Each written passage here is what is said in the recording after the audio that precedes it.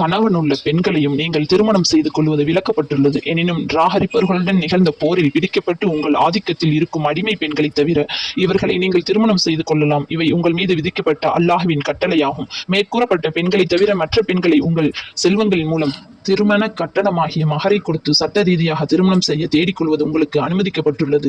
நீங்கள் பத்தினித்தனம் உள்ளவர்களாக இருக்க வேண்டும், விபச்சாரர்களாக இருக்கக்கூடாது. நீங்கள் திருமணம் செய்து கொண்ட பெண்களில் எவர்களோடு வீடு கூடிவிட்டீர்களோ அவர்களுக்கு குறிப்பிட்ட மகரை அவர்களிடம் குறைவின்றி கண்டிப்பாக நீங்கள் கொடுத்து விடுங்கள். எனினும் மகரை குறிப்பிட்டதன் பின்னர் அதை குறைக்கவோ கூட்டவோ நீங்கள் இருவரும் சம்பந்தப்பட்டால் அதனால் உங்கள் மீது ஒரு குற்றமும் இல்லை. நிச்சயமாக அல்லாஹ் உங்கள் செயலை நன்கறிந்தவனாக ஞானமுடையவனாக இருக்கிறான்.